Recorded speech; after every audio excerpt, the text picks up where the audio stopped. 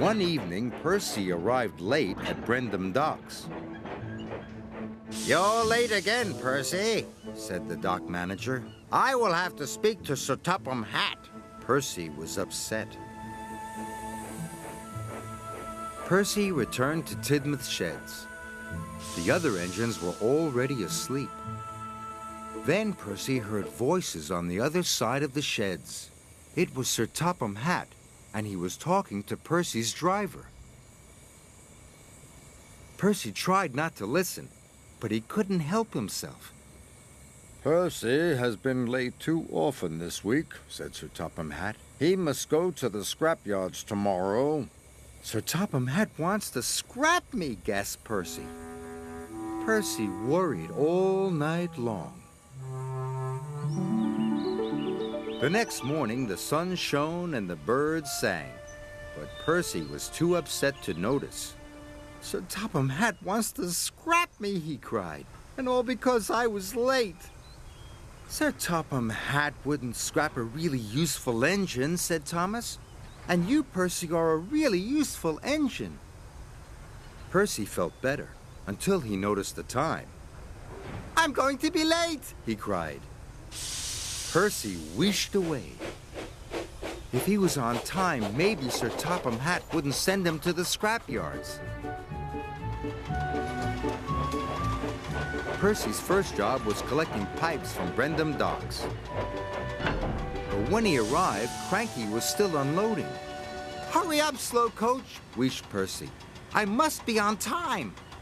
"I'll take as long as I like," said Cranky, and he went slower than ever. The moment Cranky had finished, Percy took off. He hadn't waited for the pipes to be tied down.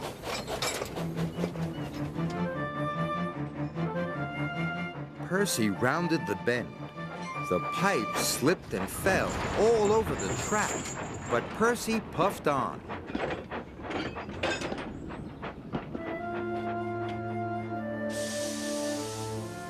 Percy thought he had delivered the pipes, so he chuffed away to his next job.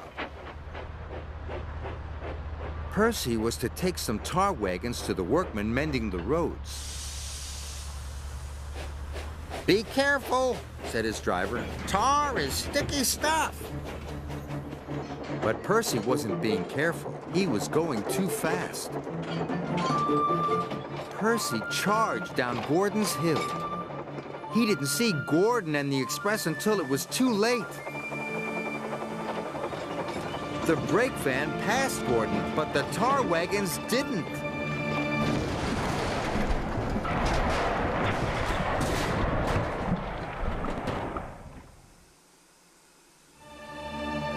Luckily, no one was hurt, but Gordon was very cross. "Now look what you've done," he wheezed. "What will Sir Topham Hatt say?" Percy thought he knew. "Oh, no," he cried. "I'm sure to be scrapped now." And so Percy decided to run away. Harvey was clearing away the tar wagons when Sir Topham Hatt arrived aboard Thomas. "Where is Percy?" he said. "He has caused confusion and delay." Gordon didn't know. He just left very quickly, sir." "He heard you at the shed, sir," said Thomas. "He thought you were sending him to be scrapped." I think I need a word with Percy," said Sir Topham Hatt. "You must all help me find him." And so everyone looked for Percy. They searched high, and they searched low.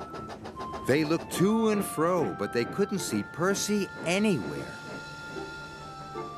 "What's to become of me?" Percy whispered. But there was no one around to hear. Percy looked very small and felt very lonely.